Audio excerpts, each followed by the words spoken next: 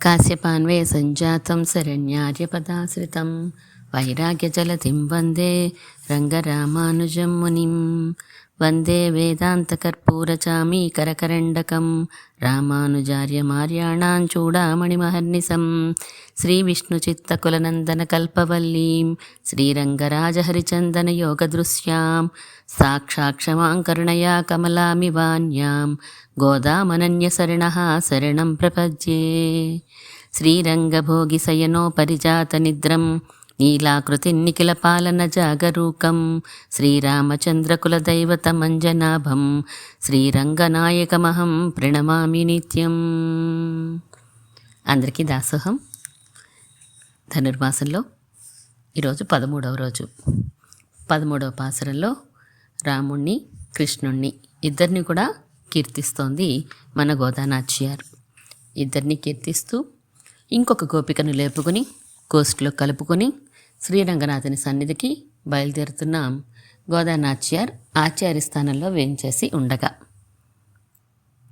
శ్రీరంగనాథుని గురించి తొండరెడ్డిపడియాళ్వారు పాడినటువంటి తిరుప్పళ్ళి ఎഴുచులో ఒక పాసురాన్ని అనుసంధానం చేసుకుని అర్థం తెలుసుకుని తర్వాత తిరుప్పావై ప్రబంధంలోకి వెళ్దాం. ఈరోజు తిరుప్పావై పాసురంలో కూడా లేపబడేవారు మన తిరుమడిసే ఆళ్వార్లే, తొండరపడి ఆళ్వార్లే అని చెప్పబడతారు. లేపబడడం అంటే స్వామి మమ్ము అనుగ్రహించండి అని ప్రార్థించడమే కదా. తిరుపళ్ళి ఎഴുచి తిరుమాలై 2 ప్రబంధాలు మన తొండరపడి ఆళ్వార్లే రచించారు. తిరుప్పావైలో ఈరోజు పాసురంలో కూడా తొండరపడి ఆళ్వార్ల యొక్క అనుగ్రహాన్ని మనం ప్రార్థించబోతున్నాం.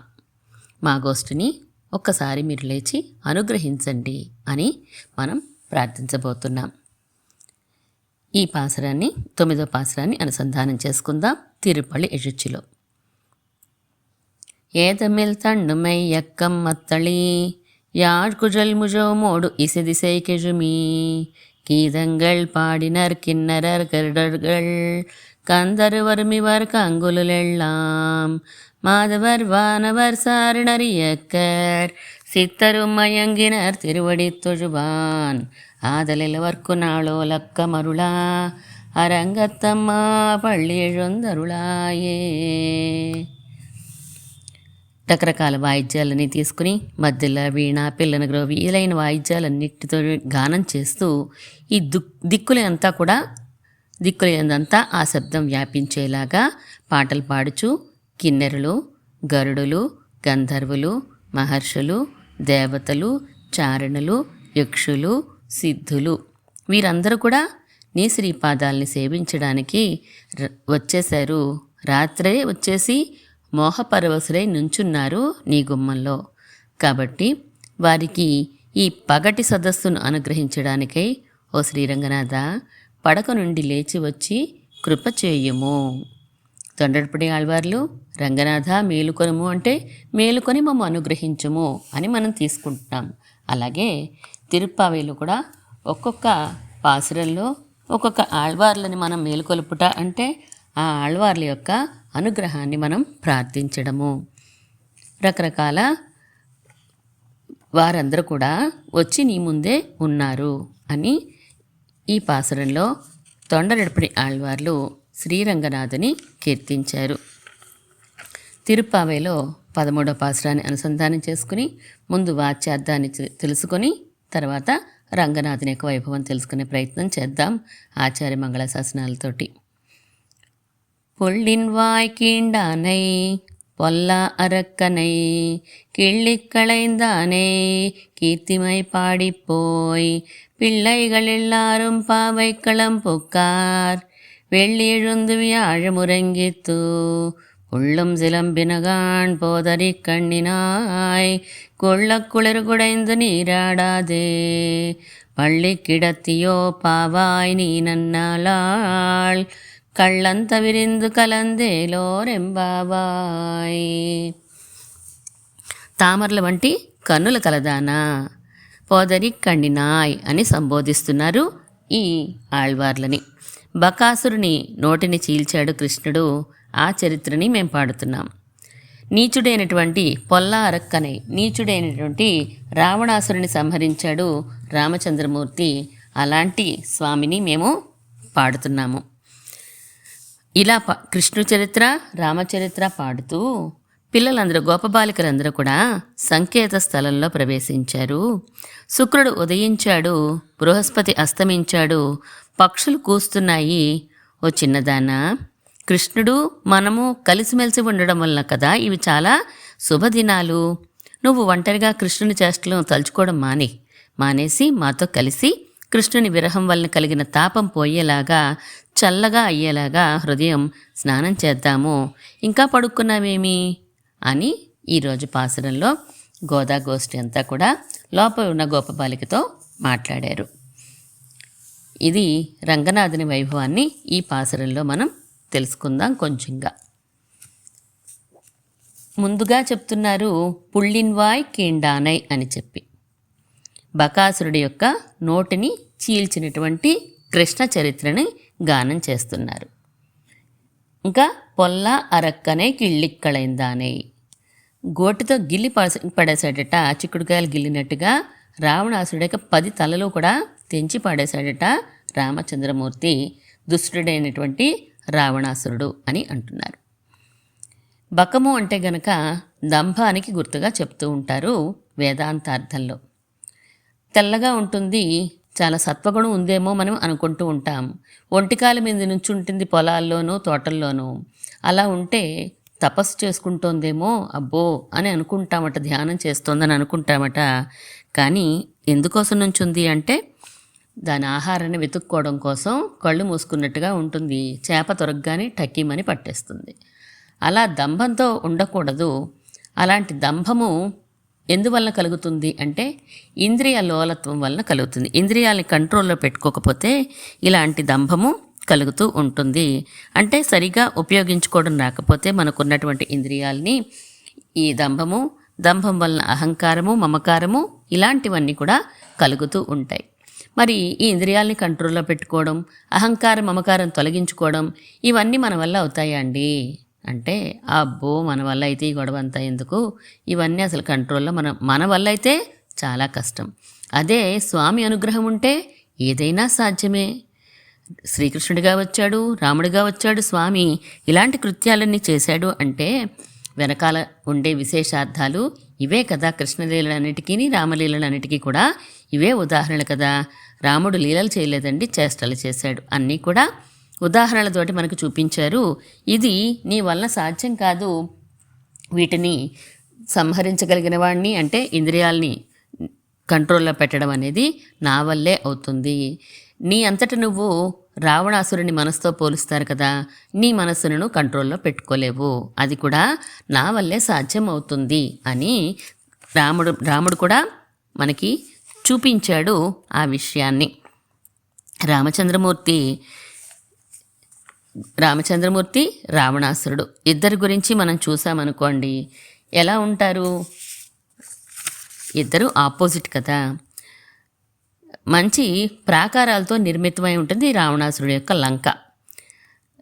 రాజధాని లంకా నగరం, అదే ఈ శరీరము. రాజు ఆ రాజ్యానికి రాజు మనసు, అదే రావణాసురుడు. ఈ శరీరంలో ఉన్నటువంటి మనసును మన కంట్రోల్లో పెట్టుకోవాలి అంటే గనక అది పరమాత్మ వల్లే సాధ్యమవుతుంది అని పరమాత్మ రామచంద్రమూర్తే. రాజుని అంతమొందించాడు రాముడు. ఆ విషయాన్ని ఇక్కడ చెప్తున్నారు మనకి. అంతమొందించాలి అంటే గనక రాముడు బాణాలు ప్రయోగించాడు. అనుకూలులకైతే ఆ బాణ ప్రయోగమే అవసరం లేదు, ప్రతికూలరి మీదే బాణాలు వర్షించవలసిన అవసరం ఉంటుంది ఎవరికైనా కూడా.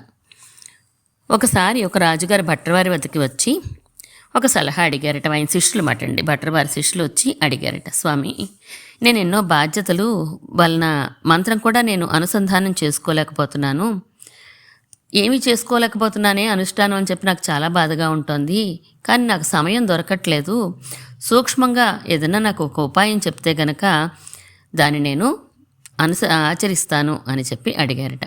భట్టరవారు, అయ్యో అలాగే దాందే ఉంది, మీ పనులు మీకు ఉంటాయి కదా, వాటిని తప్పకుండా నిర్వర్తించండి, అలాగే ఒక ఉపాయం కూడా చెప్తాను మీకు అని ఒక శ్లోకాన్ని చెప్తారట. శ్లోకాన్ని ఇందులోదే రామాయణంలోదే ఒక శ్లోకాన్ని చెప్తారు. ఆ శ్లోకం అర్థం ఏంటండి అంటే రామచంద్రమూర్తిని తలుచుకోమన్నారు. ఎలా తలుచుకోవాలి? లక్ష్మణుడితో కలిసి ఉన్నటువంటి రామచంద్రమూర్తిని తలుచుకోవాలి. అగ్రతః పృష్ఠతశ్చైవ పార్శ్వతశ్చ మహాబలౌ అని ఆ శ్లోకంలో రాముడు లక్ష్మణుడు ఇద్దరూ ఉన్నారు, కలిసే ఉన్నారు, పక్కపక్కనే ఉన్నారు. ఇద్దరూ కూడా బాణాల్ని సంధించి విల్లుకి రెడీ టు ఎయిమ్ అన్నట్టుగా ఉన్నారన్నమాట. ప్రయోగానికి సిద్ధంగా ఉన్నారు. అలా ఇద్దరు రామలక్ష్మణులు బాణ ప్రయోగంతో సిద్ధంగా ఉన్న వారిని తలుచుకోండి. అలా ఎక్కడ ఉన్నారండి వీళ్ళిద్దరూ రామలక్ష్మణులు? సముద్రం దాటేశారు. లంకకి చేరిపోయేటప్పుడు సువేల పర్వతం మీదకి చేరిపోయారు. ఆ లంకని అదే వంతెన నిర్మాణం అయిపోయాక దాని మించి వానరులందరూ కూడా ప్రయాణం చేసి అలిసిపోయి ఆ సువేల పర్వతం దగ్గరికి వచ్చారు. వానరులందరూ అన్నారు, రామ నువ్వు లక్ష్మణ పడుకోండి, మేమందరం మిమ్మల్ని కాపలా కాస్తాము, మేము మిమ్మల్ని రక్షిస్తాము, మీరు హాయిగా పడుకోండి అని చెప్పారు. కానీ నిద్ర మత్తు కదండి, అలసిపోయి ఉన్నారు అందరూ కూడాను. వారందరూ నిద్రపోయారట. మధ్యలో వారి చుట్టూ ఈ రామలక్ష్మణులు విల్లుకి బాణాన్ని సంధించి పహరా కాస్తున్నారు వీళ్ళందరికీ కూడాను. మేము రక్షిస్తాను నువ్వు పడుకో అన్న వాళ్ళని వీళ్ళు రక్షిస్తున్నారు, వాళ్ళు శుభ్రంగా పడుకున్నారు. అలా మనల్ని ఎప్పుడు కూడా సదా రక్షించేటువంటి ఆ రామలక్ష్మణులు ఇద్దరిని నువ్వు ఆ స్థితిలో ఆ రూపంలో మనసులో తలుచుకుంటూ ఉండు చాలు, ఇంకేం అక్కర్లేదు. వెంగణై కాకుత్తన్ అంటారు అమలనాథి పిరాన్లో. క్రూరమైనటువంటి ఎక్కుపెట్టిన బాణాలు కలిగినటువంటి రాముడు, ఉత్తి రాముడు కాదు, బాణాన్ని సంధించి ఉన్నటువంటి ఆ రాముడు అని కీర్తిస్తారు అమరనాథి పిరాన్లో. అలాంటి రామలక్ష్మణులు మనకి సదా రక్షకము అని చెప్పారు. ప్రకృతి సహజమైనటువంటి లోపాలు మనలో ఉంటూనే ఉంటాయి, దోషాలు ఖచ్చితంగా ఉంటాయి కదా ప్రకృతిలో ఉన్నాకాను. దాంతో మనకేమవుతుంది, ప్రకృతి ఎప్పుడు శబ్దాది విషయాల్ని మనకి అనుభవించు అనుభవించు అనుభవించు అంటూ ఉంటుంది. అనుభవిస్తూ ఉండడం వలన రాగద్వేషాలు కలుగుతూ ఉంటాయి మనకి. 3 గుణాల వలన, సత్వరజస్తమో గుణాల వలన.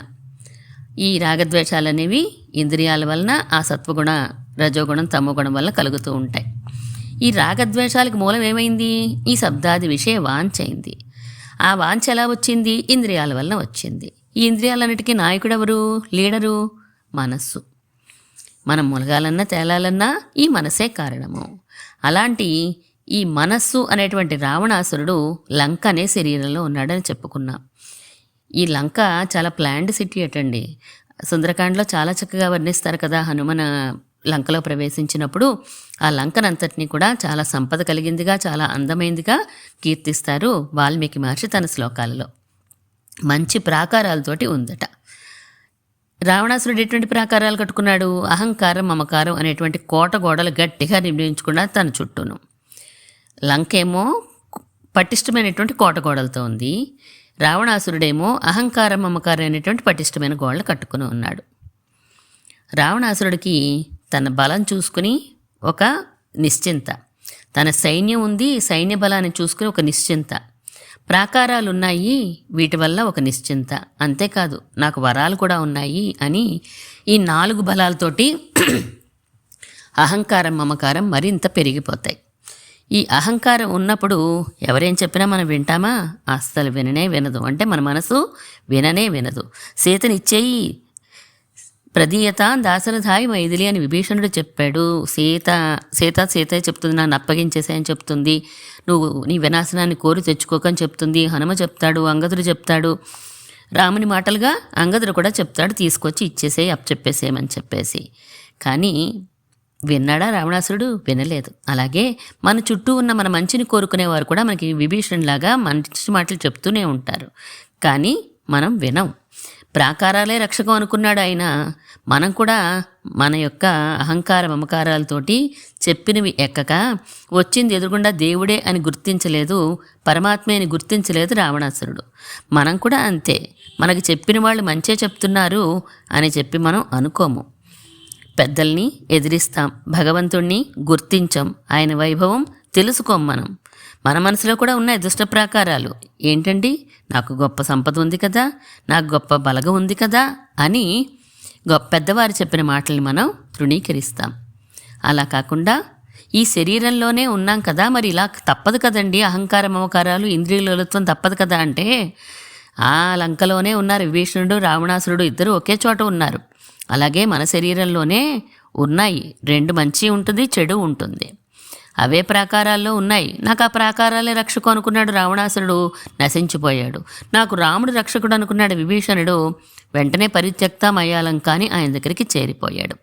ఇలా అహంకార మమకారాలనే కోట గోడలతోటి ఈ లంక అనే శరీరంలో మనసు అనేటువంటి రాజు, ఈ మనసుకు దోషాలు రాగద్వేషాలు ఇవి పోవాలి అంటే బాణప్రయోగం చేయాలి. ఎవరు చేయాలి అంటే పరమాత్మే చేయగలుగుతాడు. వివేకం అనే బాణాన్ని మన మీద, ఇది మంచి ఇది చెడు అనే విషయం మనకి ఎప్పుడు తెలుస్తుంది?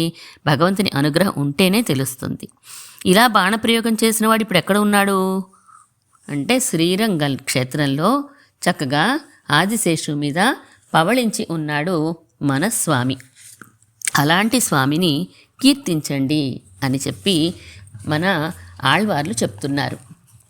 ఏ ఆళ్వారు? తొండరపొడి ఆళ్వార్లే చెప్తున్నారు. 11వ పాసురలో, తిరుమాలలో 11వ పాసురలో చెప్తున్నారు. యుద్ధానికి వచ్చేసాడు కదా, సెరివిలే అరక్కర్కోనే సెత్తానన్ సేవగనార్. యుద్ధంలో ఆ రాక్షసాధిపతి అయినటువంటి రావణాసురుని సంహరించేశాడు మన రామచంద్ర స్వామి. అలా ఆ స్వామి ఇప్పుడు ఏం చేశారు? నమ్ సేవగనార్, మన రామచంద్ర స్వామి మరువియ పెరిగి కోయిల్ మదిల్ తిరువరంగం, ప్రేమతో వచ్చి నివసిస్తున్నాడు శ్రీరంగ క్షేత్రంలో. పెరియ కోయిల్ అని అందరూ కీర్తించేటువంటి ఆ శ్రీరంగ క్షేత్రంలో సప్త ప్రాకారాలతో, మదిల్ తిరువరంగం, మదిళ్ళంటే ప్రాకారాలతో, గొప్పవైనటువంటి ప్రాకారాలతోటి నిండి ఉన్న శ్రీరంగ క్షేత్రంలో స్వామి ఉన్నాడు. అటువంటి స్వామిని నోరారా కీర్తించండి. ఎన్నా కరువిలే తిరువిలాదార్ అంటారు. ఆ నామానుసంధానం చేయకుండా మాతృగర్భంలో మళ్ళీ పొందేటువంటి దురదృష్టవంతుల్లా ఉన్నారే మీరందరూను. ఓ లోకులారా, మీరు మీ కాలాన్ని వ్యర్థం చేయకుండా చక్కగా ఆ రోజు మనస్సుని నశింపచేసినటువంటి, అంటే మనసు స్థానంలో ఉండేటువంటి దుష్టమైన రావణాసురుని సంహరించిన రామచంద్రమూర్తే ఈరోజు చాలా ఇష్టంగా వచ్చి ఇక్కడ పడుకుని ఉన్నాడు శ్రీరంగ క్షేత్రంలో. ఆయన నామాన్ని నోరారా పలికితే చాలు కదా మీకు ఉజ్జీవనం కలుగుతుంది అని చెప్పి అంటారు. ఒకసారి నంజీరు వారు శ్రీరంగ క్షేత్రంలో ఈ పాసురాన్ని అనుసంధానం చేసుకుంటూ, భగవంతుడు మనకు అత్యంత విధేయుడై ఉంటాడు, మన రక్షణల మీదే ఎప్పుడూ ఆయన దృష్టి ఉంటుంది అని అర్థాన్ని భావించుకుంటూ వీధిలో వెళ్తూ ఉన్నారట. నమ్ సేవకనార్ అన్నారు కదా, పరమాత్మ ఎలా ఉంటాడట? ఆ సేవకనార్ అనే పదానికి 3 అర్థాలు చెప్తారు స్వామి, వీరుడు, సేవకుడు అని చెప్పి. మనం ఆయనకి నమస్కరిస్తే చాలు, భక్తులమైతే చాలు, ఆయన మన పరాధీనుడైపోతూ ఉంటాడు. 2 చేతులు జోడిస్తే చాలు, నిత్య సేవకుల్లాగా మనల్ని ఎప్పుడూ అనుక్షణం కంటికి రెప్పలా కాపాడుతూ ఉంటాడు. ఇలా నంజీరు వారు ఈ పాసుర భావాన్ని అర్థం చేసుకుంటూ వీధిలో వెళ్తూ ఉంటే ఒక చోట ఒక భర్త తన భార్యను కొడుతున్నాడంట. హింసించి ఇంట్లోంచి వెళ్ళిపో, ఇది అది అని చెప్పి గట్టిగా దెబ్బలాడుకుంటున్నారు ఇద్దరు. అప్పుడు ఆ స్త్రీ అంటుంది కదా, భార్య, నేను అబలననే కదా నన్ను హింసిస్తున్నావు, కానీ దుర్బలస్య బలం రాజా అన్నట్లు మాలాంటి బలం లేని వాళ్ళకి, దుర్బలుడికి ఆధారం దిక్కు ఎవరు? మన రాజుగారే. అలాంటి రాజు చేతిలో ఆయుధం ఉంది, ఆయన వద్దకే వెళ్ళిపోయి నేను నా రక్షణగా చేయమని అడుగుతాను నేను అని చెప్పి వెళ్ళిపోతుంది ఆవిడ. ఈ మాటను విన్న నంజీరు వారికి చాలా ఆశ్చర్యం కలిగిందంట. సామాన్యుడైనటువంటి రాజు మీదే ఈవిడికి ఇంత నమ్మకం ఉందే, ఇంత విశ్వాసం ఉందే. పరమ దయాళువు మన స్వామి శ్రీరంగనాథుడు. అటువంటి జ్ఞానం మనకుంది, పరమాత్మ గురించినటువంటి జ్ఞానం కూడా మనకి ఉంది, ఆయన గుణాల గురించి కూడా మనకు తెలుసు కదా. నమ్ సేవకనార్ అని చెప్పి మనం కీర్తిస్తూ ఉంటే మరి పరమాత్మ మీద మనకి ఇంకెంత విశ్వాసం ఉండాలి? అసలు పరమాత్మ మీద, శ్రీరంగనావాసుని మీద ఇంత విశ్వాసం లేకపోతే మనకి ఎంత జ్ఞానం ఉన్నా ఉపయోగం లేనిది కదా, నిష్ప్రయోజనమే కదా అని అనుకున్నారట మన నంజీరు వారు. అంటే విశ్వాసం, శ్రీరంగనాథుడు మన కోసమే ఇక్కడ వేంచేసి ఉన్నాడు, మనల్ని తప్పకుండా రక్షించి తీరుతాడు అని విశ్వాసం లేకపోతే ఎన్ని శాస్త్రాలు చదువుకున్నా ఉపయోగం లేదు కదా, ఆ శాస్త్రజ్ఞానం అనుష్ఠానంలోకి రాకపోతే అని అంటున్నారు ఈ పాసురంలో. ఇలా రాముణ్ణి కృష్ణుణ్ణి కీర్తిస్తూ కీర్తిమై పాడిపోయి ఈ వీరిద్దరిని చరిత్రలు కీర్తిస్తూ వెళ్తున్నారట. ఎలా కీర్తిస్తున్నారట రాముణ్ణి కృష్ణుణ్ణి అంటే, 2 టీమ్స్ కింద విడిపోయారనుకోండి. ఒక టీం వారు అంటున్నారట, రాముడి గురించి ఒక టీం చెప్తున్నారు, కృష్ణుడి గురించి ఒక టీం చెప్తున్నారు. అయోధ్యలో ఉన్న ప్రజలందరూ ఒక రాముడి పక్షం కదండి, రేపల్లలో ఉన్న వారందరూ కృష్ణుడి పక్షం. రాముడికి ఏదైనా ఒక పని చేయమన్నారనుకోండి, లేదా చేయవలసి వచ్చిందనుకోండి, ఈ పని శాస్త్రంలో ఉందా లేదా, ఇది చెయ్యొచ్చా చేయకూడదా అని ఆలోచిస్తాడు, అప్పుడే చేస్తాడు ఆయన. శాస్త్రంలో ఉంటేనే చేస్తాడు. ఆయన చెప్తేనే అయోధ్య ప్రజలు శాస్త్రంలో ఉందా లేదా అని అయోధ్య ప్రజలకు కూడా డౌటే. ఎందుకంటే రాముడిని బట్టి వాళ్ళకు కూడా ఆ డౌట్స్, వేదాన్ని పాటించడం అనేది వాళ్ళకు కూడా అలవాటైపోయింది అయోధ్య ప్రజలకి. రేపల్లిలో వారా కృష్ణ పరమాత్మ నోట్లోంచి ఒక మాట వస్తే చాలు, అది ఎందులో ఉంది, దీనికి ప్రమాణం ఉందా, ఇది ఎవరైనా పెద్దలు చేశారా, నో డౌట్స్ ఎట్ ఆల్. కృష్ణుడు చెప్పాడు, మేం చేశాము, అంతే. ఇంకేం ఉండదు, వాళ్ళకి డౌట్స్ ఏమి ఉండవు. అయోధ్య ఎటువంటిదట, వేదమణం కమజం అన్నారు. వేదం అనేటువంటి పరిమళం ఎప్పుడు వీస్తూ ఉంటుందట ఆ అయోధ్యలో. మరి రేపల్లి ఎలా ఉంటుందండి, వెన్నైమణం కమజం, వెన్న వాసన ఎప్పుడు వెన్నతో పరిమళిస్తూ ఉంటుంది, పెరుమాళకి ఇష్టమైనటువంటి వెన్నతో పరిమళిస్తూ ఉంటుంది ఈ రేపల్లె అనేటువంటి ఊరు. రాముడు సాధువు, చాలా సాధు స్వభావం కలిగినటువంటి వాడు. అయినప్పటికీ కూడా విల్లును ధరించి తన వారందరినీ రక్షించడం కోసంగా ధనుర్ధారి ఎప్పుడు ఉంటాడు. ఇప్పుడే మనం చెప్పుకున్నాం, ధనుర్ధారి అని రాముడు మనకి రక్షకుడు అని చెప్పేసి. మరి కృష్ణ పరమాత్మ చేతిలో ఏముంటుందండి, ఫ్లూట్ ఉంటుంది, అంతే కదా, వేణువే కదండి ఉంటుంది. Foot sweet, flute sweet, suit sweet, boot sweet, root sweet, అన్ని స్వీట్ అనట ఆయన. అన్ని అదరం మధురం వదనం మధురం అని పాడతాం కదా మనం. ఆయన యొక్క చేతిలో ఉండేటువంటి ఆ వేణుగానం మధురంగా ఉంటుంది, ఆయన శ్రీపాదాలు భోగ్యంగా ఉంటాయి, ఆయన వేషధారణ చూస్తే అది మనల్ని ఆకర్షించేలా ఉంటుంది, ఆయన యొక్క మార్గమే చాలా మధురంగా ఉంటుంది, ఆయన్ని అనుసరించడమే చాలా మధురంగా ఉంటుంది అని అన్నీ స్వీట్ స్వీట్ స్వీట్ అని అంటున్నారు. రామచంద్రమూర్తి తల్లిదండ్రులు వనవాసానికి వెళ్ళు అని ఆజ్ఞాపించగానే తండ్రి వెంటనే వెళ్ళిపోయాడు. 14 సంవత్సరాలు కైకేయి దశరథుడు చెప్పగానే వెళ్ళిపోయారు. వీళ్ళు కన్న తల్లిదండ్రులు విడిచిపెట్టినా తిరిగి మళ్ళీ చేరుకున్నాడు కృష్ణ పరమాత్మ. రామచంద్రమూర్తి తనను ఆశ్రయించడం వారిని ఎలా రక్షిస్తాడు అంటే విల్లుతో రక్షిస్తాడు స్వామి. పరమాత్మ రేపల్లి వారికి ఒక కష్టం వస్తే ఎలా రక్షించాడు, గోవర్ధన పర్వతాన్ని ఎత్తి మరీ రక్షించాడు తన ఆశ్రితులను. రాముడు ఎక్కడ ఉంటాడండి, ఆయన అడ్రస్ ఏంటండి అంటే, ఎక్కడ మునుల యొక్క సంభాషణలు గోష్ఠులు జరుగుతూ ఉంటాయో ఆరి పాదాల దగ్గర రాముడు ఉంటాడు, వెళ్ళి వెతుక్కోండి అంటారు. మరి కృష్ణుడు ఎక్కడ ఉంటాడండి, ఎక్కడ ఆవుల మందలు ఉంటాయి దాని వెనకాల ఉంటాయి, వెళ్ళి వెతుక్కోండి అంతే, ఇంకేమీ లేదు. పరమాత్మను అనుభవించడమే ఇద్దరికీ సంపద, అయోధ్యలోనైనా రేపల్లలో అయినా. కాకపోతే కొంత తేడా ఉంది, రాముడు శాస్త్ర మర్యాదని పాటించేటువంటి మర్యాద పురుషోత్తముడు ఆయన. ఈయనో ఆశ్రిత వ్యామోహం కలిగినటువంటి వాడిద్దరు అయినప్పటికీ కూడా ఒక పిసరు ఎక్కువగా ఉంటుంది మన కృష్ణ పరమాత్మకి. ఇలా వీళ్ళందరూ ఎవరైతే మన గోష్ఠి వారు ఉన్నారో రామచరిత్రని కృష్ణ చరిత్రని పాడుకుంటూ పిళ్ళైగలెళ్ళారు పావైక్కళం పొక్కార్, ఎక్కడైతే మనము పలానా చోట కలుసుకుందాము అని ఒక ప్లేస్ మనం నిర్ధారించుకున్నాం కదా, మనము అక్కడికి చేరిపోతున్నారు పిల్లలందరూ కూడా అని చెప్పి అంటున్నారు.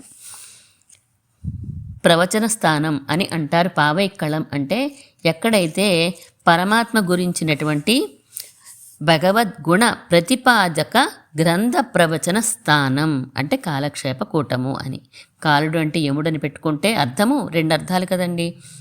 ఆ యముడిని ఎగరగొట్టేసే స్థలం ఏదండి అంటే, ఎక్కడ భగవద్గుణ అనుసంధానం జరుగుతూ ఉంటుందో అక్కడ యముడికి యమభట్లకి స్థానం లేనే లేదు కదా. రాముడు కృష్ణుడు యొక్క గుణాలు పాడుకుంటూ ఈ గోష్ఠి వారందరూ కూడా సంకేత స్థలానికంటే ఏదైతే కాలక్షేప కూటం ఉందో అక్కడికి ముందుగా వెళ్తున్నారు. ఒక ఆలయం ఉంటుందనుకోండి, మనం వెళ్తాం ఆలయానికి వెళ్ళడమే ప్రధానం తప్ప అక్కడికి వెళ్ళాక మనం నమస్కారం చేస్తామా, పొర్లుదండాలు పెడతామా, ప్రదక్షిణలు చేస్తామా, అర్చనలు చేయించుకుంటామా, ఏం చేస్తాము అనేది అప్రధానం అంటారు ఆచార్యులు. ఆలయానికి వెళ్ళడమే మన ప్రయోజనం, అక్కడ పడి ఉండడంతో మన ప్రయోజనం పూర్తయిపోయింది అంతే. మిగతా ఇవన్నీ గౌణమే, పెద్ద ప్రాధాన్యమేమీ కాదు. ఆయన సన్నిధిలో పడి ఉంటే చాలు అంటారు ఆచార్యులు. అలా పావైక్కళం పుక్కారు, అక్కడి వరకు వెళ్ళిపోతున్నారు. ఏమండి, భగవంతుడి నుండి ఒక ఫలం పొందాలంటే మీరు ఇందాక ఇంద్రియ నిగ్రహం కావాలన్నారు, మరి అది తప్పకుండా ఉండాలండి. మనసు మన మాట వినట్లేదు అనుకోండి, మరి మనకి పరమాత్మ మోక్షాన్ని ఇవ్వడా అండి? మరి మన మనసు వశలో ఉంచుకోవడం చాలా కష్టం కదండి. మరి పరమాత్మ నువ్వు ఇలా ఉంటేనే నేను ఇస్తాను, నువ్వు ఇస్తేనే అది ఇస్తాను అంటాడా అండి? అంటే ఏం అవసరం లేవయ్యా. ఆయన మన దగ్గర నుంచి ఏ ఒక్కటి ఆశించేవాడు కాదు. మనం ఏం చేస్తాం? అది ఇవ్వి నీకు ఇది ఇస్తానని అనేవాళ్ళం మనం. ఆయన ఏమీ అలా అండవు, నువ్వు ఇది ఇస్తే నేను ఇది ఇస్తాను అని ఆయన స్వభావం కాదది. ఆయన ఏది చూసినా ఇది పరమాత్మకి, ఇది పరమాత్మకి అనే భావన మనకి రావాలంతే. అదే ముఖ్యం తప్ప ఇంద్రియ నిగ్రహం ఉంటేనే అనుగ్రహిస్తాడు, అది లేకపోతే లేదు అని కాదు. ఇది ఒక కమిట్మెంట్ అంతే. ఆయన కోసం మనం సమర్పిస్తున్నాం, ఏదైనా ఉండలేక సమర్పించడం తప్ప ఇంద్రియ నిగ్రహమైనా ఒక మనసులో ఏకాగ్రత కలిగి ఉండాలన్నా, ఆ ఏకాగ్రత భగవంతుని మీద వైపు ఉంచడం అన్నా, ఇవన్నీ మన బాధ్యతగా మనం చేస్తున్నాము. ఇది ఉంటేనే అది ఇస్తాను ఆయన ఎప్పుడు బేరాలు ఆడలేదు పరమాత్మ ఎప్పుడు కూడాను. పరమాత్మ అనుగ్రహం కలిగితే ఇవన్నీ ఎంతసేపు అండి అసలు. ఇంద్రియ నిగ్రహమైనా ఏదైనా ఆయన కంటి చివర ఒకసారి మన వైపు చూశాడా చాలు, వెంటనే మనకు అన్నీ వచ్చేస్తాయని ఏం కోరుకుంటాడో అలాగా మనల్ని తీర్చిదిద్దుకుంటాడు ఆయన. మనం శ్రమపడవలసిన అవసరమే లేదు. వెళ్ళి షొందు వియాజ మురంగిత్తు. వెళ్ళి అంటే శుక్రాచార్యుడు ఉదయిస్తున్నాడు. వియాజ మురంగిత్తు, బృహస్పతి అస్తమిస్తున్నాడు అన్నారు. ఇదేంటండి? శుక్రుడేమో రాక్షసులకు గురువు, బృహస్పతి ఏమో దేవతలకు గురువు. మరి శుక్రుడు వస్తున్నాడు, బృహస్పతి వెళ్ళిపోతున్నాడు అని చెప్తున్నారు. అవును, శుక్రుడు చాలా గొప్పవాడు, తెలివైనవాడు, వేదం యందు విశ్వాసం కలిగినటువంటి వాడు, మృత సంజీవిని విద్య తెలిసిన మహానుభావుడు ఆయన. వేదాల మీద అత్యంత విశ్వాసం, అలాగే వేదంలోని కర్మకాండలో ఏవైతే ఉపాయాలు చెప్పారో వాటన్నిటినీ బలిచక్రవర్తి చేయించి ఆ ఇంద్ర పదవి, ఇంద్ర రాజ్యము బలిచక్రవర్తికి ఇప్పించిన మహానుభావుడు మన శుక్రాచార్యుడు. బృహస్పతి అస్తమిస్తున్నాడు అని చెప్పి అన్నారు. అంటే చీకట్లని, అంటే అజ్ఞానం అంతా, నాస్తికవాదం అంతా నశించిపోతోంది అని చెప్పి. దేవతల గురువు కదా, కనుక వేదాలంటే చాలా నమ్మకం ఉంటుందేమో అని మనం అనుకుంటాం. కానీ చార్వాక మతం, నాస్తికవాదం, అటువంటి మతాన్ని ప్రవర్తింపచేసిన వారిలో ఈ బృహస్పతి కూడా ఒకడు. నాస్తికవాదం అంతమైపోతోంది, ఆస్తికత పెరుగుతోంది. బృహస్పతి అస్తమిస్తున్నాడంటే నాస్తికవాదం అస్తమిస్తోంది. ఎందువలన అంటే శ్రీరంగనాథుడు వచ్చి ఇక్కడ వేంచేసి ఉంటే ఇక నాస్తికవాదం కానీ ఇంకో వాదం ఏమైనా నిలబడతాయా అండి? శ్రీరంగరాజస్తవం ఉత్తర శతకంలో ఎన్నో వాదాలు చెప్తారు పరాశర భట్టర్ వారు అనేక శ్లోకాలలో. చార్వాకం, జైనం, బౌద్ధం ఇలా కొన్నే చెప్పాను నేను, కానీ చాలా మతాల్ని ఖండిస్తారు శ్రీరంగనాథ. సర్వ ప్రమాణాల్లోనూ ప్రబలమైనది గొప్పదేంటి? వేదం అనే ప్రమాణం. ఆ వేదం ఏం చెప్తోంది? నువ్వే వేద ప్రతిపాద్యుడివి అని చెప్పి కీర్తిస్తోంది కదా. పాంచరాత్రాగమైనా, వేదమైనా, శాస్త్రాలైనా, ఇతిహాసాలైనా, పురాణాలైనా అన్నీ కూడా నువ్వే వేద ప్రతిపాద్యుడివి, ప్రధాన ప్రతిపాద్యుడి నువ్వే అని చెప్తున్నారు. వేదం ఎందుకు ప్రమాణంగా తీసుకోవాలండి అంటే వేదాన్ని ఎవరు రాయలేదు కాబట్టి. ఎవరైనా ఒకళ్ళు రాశారనుకోండి, కొంతమందికి అనుకూలంగా కొంతమందికి అననుకూలంగా రాసే అవకాశం ఉండొచ్చు, లేదా రాసేవాడిలో గుణాలు మారితే రాసే విధానం మారచ్చు. కానీ అది రాసింది ఎవరు కాదు కదా. పరమాత్మ ఎప్పటి నుంచి ఉన్నాడో వేదం కూడా అనాదిగా అప్పటి నుంచే ఉన్నది. అలాగే ఆరాధ్యుడమైనటువంటి నిన్నే ప్రతిపాదిస్తున్నాయి. వేద విధులన్నీ నీ ఆజ్ఞారూపాలే కదయ్యా. నాస్తికత ఎక్కడుంది? రామానుజుల వారు అవతరించకముందు ఆళ్వందార్లు ఖండిస్తూనే వచ్చారు నాస్తికవాదాన్ని. తర్వాత కాలంలో కూడా నాస్తికవాదం రామానుజుల వారు వచ్చాక మరింతగా ఖండించబడింది. వేద ప్రామాణ్యం అంగీకరించేవారు పెరిగారు రామానుజుల వారి తర్వాతి కాలంలో మరింతగా. రామానుజుల వారి కాలంలో ఎంతమంది ఆచార పురుషులు వృద్ధి పొందారో, వారు ఎటువంటి జ్ఞాన సంపన్నులయ్యారో అందరినీ కూడా తమ వాదనలతోటి ఓడించి పరమాత్మ యొక్క స్వామిత్వాన్ని ప్రకాశింపచేసినటువంటి వారు. శ్రీరంగ క్షేత్రాన్నే రాజధానిగా చేసుకుని సంప్రదాయాన్ని సత్సంప్రదాయాన్ని విస్తరించినటువంటి వారు మన పూర్వాచారులందరూ కూడా. యామనాచార్యుల వారు కూడా తమ స్తోత్రరత్నంలో చెప్తారు. శ్రీరంగనాథుడి గురించే కదండి స్తోత్రరత్నం అంతాను.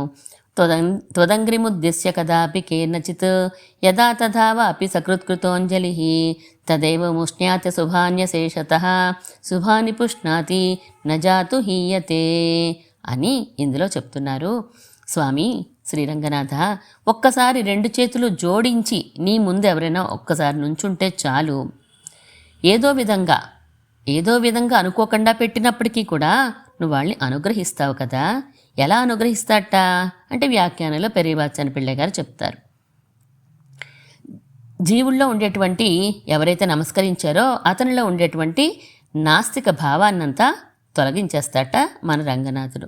భగవంతుడంటే వ్యతిరేక భావాలు ఉన్నాయనుకోండి, అవి కూడా పోతాయట. వేదాన్ని అంగీకరించకపోవడం పోతుంది, పరమాత్మ మీద ఉండే అద్వేషము పోతుంది, ఆనుకూల సంకల్పం కలుగుతుంది. అబ్బో పరమాత్మ అండి గొప్పవాడండి అనే కొంచెమైనా ఆయన ఆశ్రయిస్తే బాగుండేమో అనే కొంచెమైనా భావన కలుగుతూ ఉంటుందట. ఇలాంటి స్థితి రావడానికి కారణం ఏంటండి? భగవంతుని కృప తప్ప రంగనాథ వేరొకటి ఏమీ కాదు కదా. నీ కృపే ఏదైనా ఫలాన్ని ఇప్పిస్తుంది అని చెప్పి అంజలి వల్ల ఇటువంటి కలిగిస్తాట రంగనాథుడు. మరి మనసా వాచా కర్మణ మనం శ్రీరంగనాథుని ఆశ్రయించి ఉన్నాం అనుకోండి, ఆయన మనకి ఇంకెంత రక్షిస్తాడు మనల్ని చెప్పక్కర్లేదు. అలా ఒక్క 2 చేతులు అనుకోకుండా జోడిస్తేనే ఇంత ఫలాన్ని ఇచ్చే స్వామి, నీ శ్రీపాదాలే రక్షకం స్వామి, వేరే దిక్కు లేదు అంటే రంగనాథుడు మనల్ని ఇంకెంత తీర్చిదిద్దుతాడు గనక.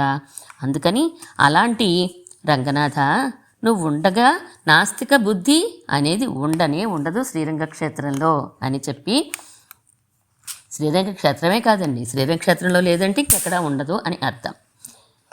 సిలంబినగాన్ పక్షులు కూడా అరుస్తున్నాయి అని అంటున్నారు.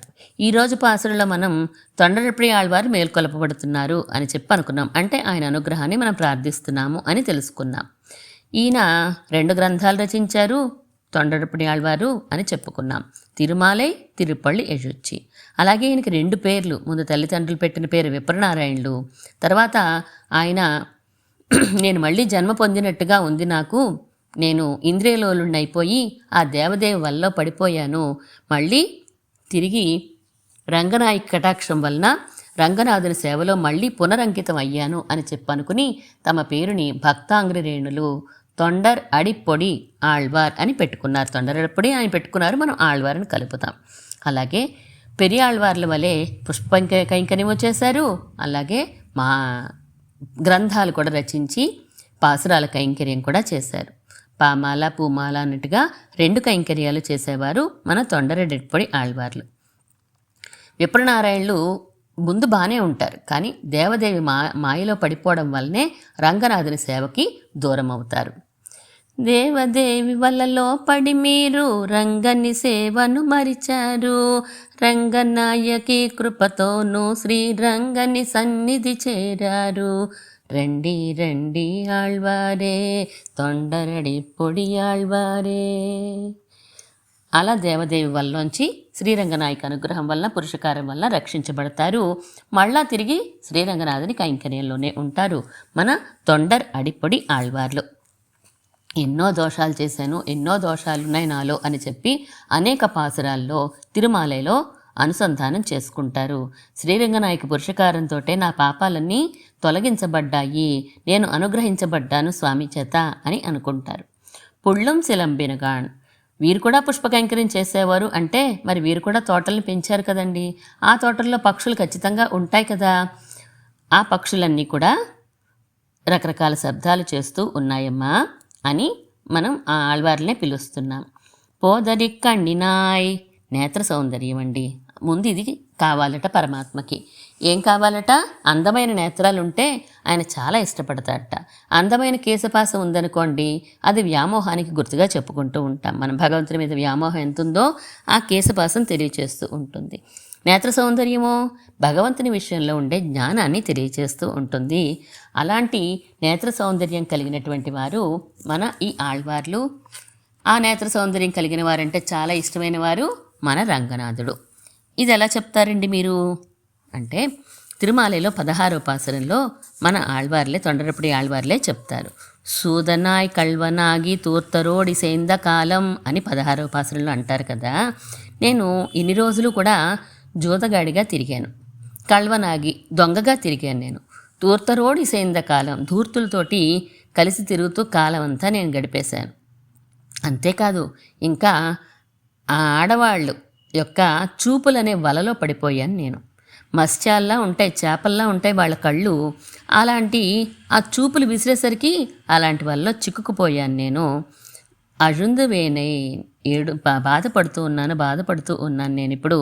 దేనికోసము అంటే ఆ అందమైన కళ్ళున్న అమ్మాయి కావాలి, అందమైన కళ్ళున్న అమ్మాయి కావాలి నాకు అని చెప్పి నేను కామాంధుడినై ఉండిపోయాను నేను. అలా ఉండిపోయిన స్థితిలో ఆ చేపలు వంటి ఆ నేత్రాలు ఆ వలలో పడిపోయానే అని కూడా నాకు తెలియలేదు. వారి చూపులు ఎలా ఉంటాయి అంటే వాళ్ళు స్వార్థంతో చూసే చూపులవి.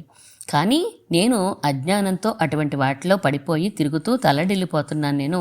వలలో పక్షి పడితే ఎలా గిలగిలా కొట్టుకుంటుందో అలా ఉన్నాను నేను, నా పరిస్థితి. అప్పుడు స్వామి నన్ను చూసి, శ్రీరంగనాథుడు, ఓ విప్రనారాయణ, ఎందుకు దుఃఖిస్తున్నావు, నీకేం కావాలి చెప్పు అని అడిగారట. స్వామి, నన్నెంతగా ఆకర్షించి నా సర్వస్వాన్ని దోచేసిన ఆ నేత్రాలు కలిగిన సౌందర్యవతిని నాకు తెచ్చి ఇవ్వి, కొంచెం నాతో కలిసేలా చెయ్యి. అప్పుడు నేను ఆ అమ్మాయితో ఆనందంగా ఉంటాను. అందమైన నేత్రాలను చాలా ఆకర్షించేసినవి, నేను ఆ వలలో పడిపోయాను, నాకు ఆ అమ్మాయిని తెచ్చివ్వి అని అడిగారట. ఓ సింతేనా, దానికోసమా నువ్వు అలా అనుకుంటున్నారు ఆళ్వారే? నేత్ర సౌందర్యం కావాలనుకుంటున్నారా? అంతేనా? ఇదిగో చూడండి నేత్ర సౌందర్యం అని తెరని తీసి ఆయన నేత్రాల్ని చూపించాడు నాకు. కమల పత్రాక్షమైనటువంటి తన ముఖారవిందాన్ని నాకు చూపించాడు. అంతే, ఏమైంది ఇంకా అంటే, నేత్రాలు చూడు అని చూపిస్తే ఆ నేత్ర సౌందర్యాన్ని నేనేం చెప్పను? నేను ఇంతకుముందు చూసేనే ఆ స్త్రీ నేత్రాలు, అవి విషపు చూపులు. ఇప్పుడు స్వామి చూపులున్నాయి నేత్రాలు, ఆ చూపులును ఇవెలా ఉన్నాయి అంటే, రామానుజుల వారు వ్యాఖ్యానించినట్లుగా గంభీరాంబ సముద్భూత సుమృష్ట నాళ రవికర వికసిత పుండరీక దళాలు. అలాంటి నేత్రాలు. ఆ చూపు ఏం చేసింది? నన్ను ఒక్కసారి చూశానంతే నేను. వెంటనే బాహ్యమైనటువంటి విషయాలన్నింటినీ కూడా ఆ క్షణంలోనే నా మనసు బయట నుంచి లోపల వైపు తిరిగిపోయింది. ఆ విషయాలు నాకు ఇంక అక్కర్లేదు అని చెప్పనుకుని పరమాత్మ వైపు తిరిగిపోయింది. పరమాత్మ నేత్రాలనే వలలో చిక్కుకుపోయి ఇక ఆ నేత్ర సౌందర్యానికి, రంగనాథుని నేత్ర సౌందర్యానికి వశమైపోయింది. ఇక ఇతర విషయాల వైపు వెళ్తుందా అది? వెళ్ళదు. నా మనసు చెదిరిపోకుండా పరమాత్మ ఇప్పుడు నా మనసును కూడా బంధించేశాడు. లోపలికి వచ్చేస్తే వెంటనే ఆయన వల్ల పడిపోయింది కాబట్టి పరమాత్మ బంధంలోకి వచ్చేసింది నా మనసు. బయటకు వచ్చేటువంటి క్వశ్చనే లేదు ఇంకా. ఇంతవరకు నా ప్రేమ ఎక్కడుంది? ఇతర విషయాల మీద ఉంది. ఇప్పుడు రంగనాథుడు ఏం మాయ చేశాడు? తన నేత్ర సౌందర్యాన్ని చూపించి తన మీదకి నా దృష్టి అంతా మరలు చేసుకున్నాడు కదా.